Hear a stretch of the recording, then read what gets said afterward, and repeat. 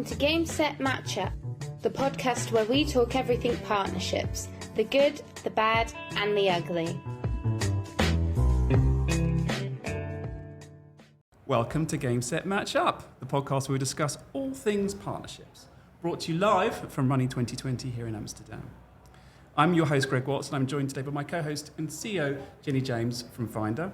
And please welcome our guest today, Jonathan Withers, Global Sales Director for Experian's Fraud and ID Solutions business. Jonathan, hello and welcome. Good morning, thank you. Good morning.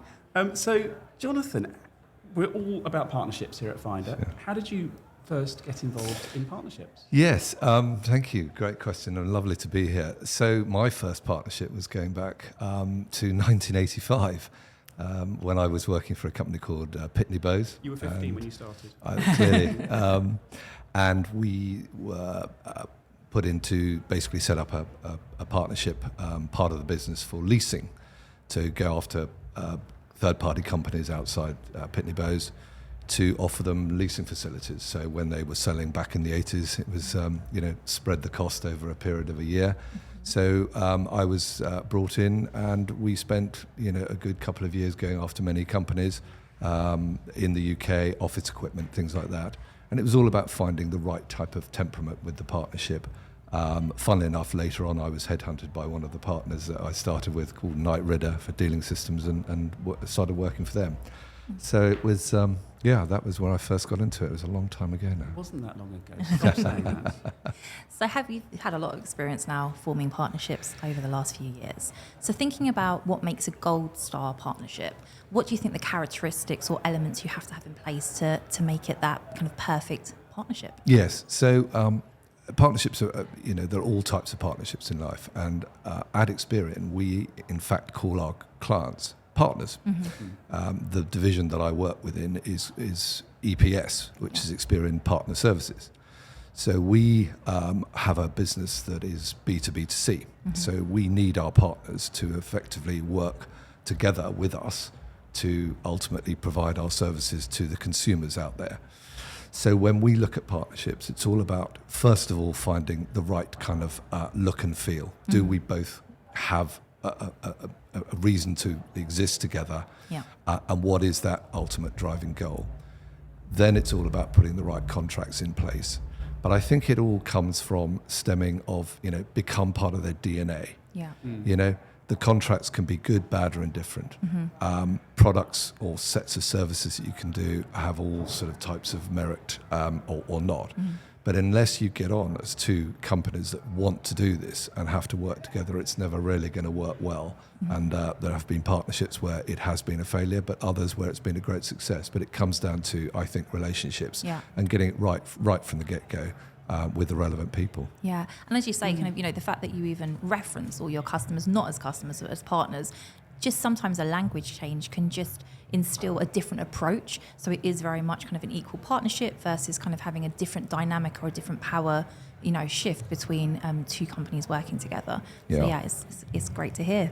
Perfect. And just building on that, we think that at Finder, we're all about partnerships. We passionately believe that a partnership, a true equitable partnership, has to be 50-50, give and take on both sides. Both sides have to get something from it, built on mutual trust, mutual respect, and some shared common values.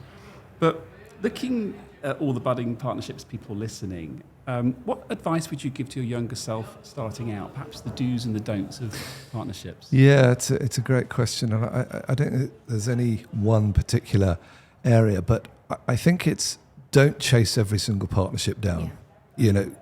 It's much better to have a few really good, deep, beneficial partnerships rather than trying to chase so many. Yeah. Many of them will take a lot of time, don't work. Mm. And then it will come back to, are the rewards mutually agreeable? Mm-hmm. Does it then provide something that's of value both to their company and our company, ultimately for their customers and potentially ours? And I think if you look at it like that, you can come up with the best sort of contract in the world, and sometimes contracts can take forever to do. But if no business is done together, then it's irrelevant. The second thing I think is get the sponsorship right at the get-go.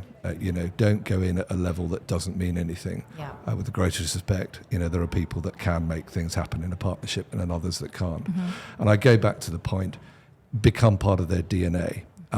work on it. It's a bit like a marriage, whether that's the right or the wrong thing to say nowadays. Good. You know, you've got to work at it. It doesn't sort of form itself overnight. You have to work on it. And I would suggest also, if it is an area of a business, absolutely focus on it, because it can make a lot of difference, and you can get to things quicker in a partnership than you can potentially on your own. I think, like with a marriage as well, without going off on too much of a tangent, I think it's just getting it on the table, right? When things aren't going well, getting them on the table and just discussing them as well.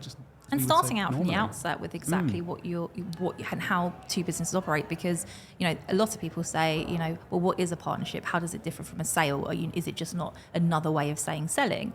And I think you summed it up perfectly, Jonathan, which is actually it has to be mutually beneficial. That is what differentiates it from just a transactional. You know, there's nothing wrong with selling into other businesses, but to make it a partnership, it is that mutual benefit.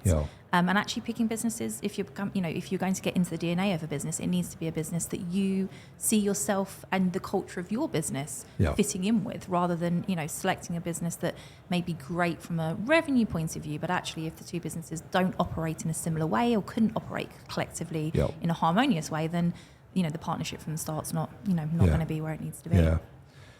We also take quite a bit of time to research who and where we want to form a partnership to get a really good understanding of what their business looks like. And I think there is an element of that.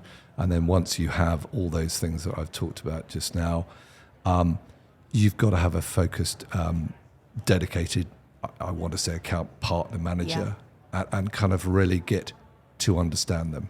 In today's world, we all live remotely and we work via Zoom, Teams, etc. But there's no substitute for meeting with those people, a one-on-one. That creates, still in my mind, a stronger relationship. You can then do a lot of the other work over Teams, over Zoom, the mediums that we have. But I think it's essential to get out there and meet them in the early days, particularly if you're doing it overseas, internationally, which is what we and I do a lot in Experian. We spend a lot of time overseas creating relationships, but then having the backup of various medium channels. Brilliant. Jonathan, we could go on for a lot longer, but look, thank you so much for joining us and for your tips and advice when it comes to creating partnerships. Pleasure. Yeah, and if you want to leave our listeners, both here at Money20 and after, with people listening to this as we share it across other platforms, what would you say is your one tip that people should take away in terms of forming a strong partnership? Focus. If you find the right partner, focus on it. Don't leave it to trust or will or good hope that it goes. Focus on it, put in the hard work, but make sure that the relationship is strong.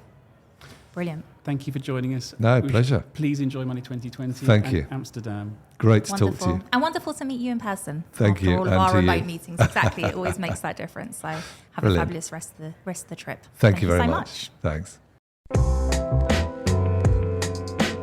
Thanks for joining this week's Game Set Matchup. Tune in to hear more about the need to knows and the do's and don'ts when it comes to creating successful business partnerships.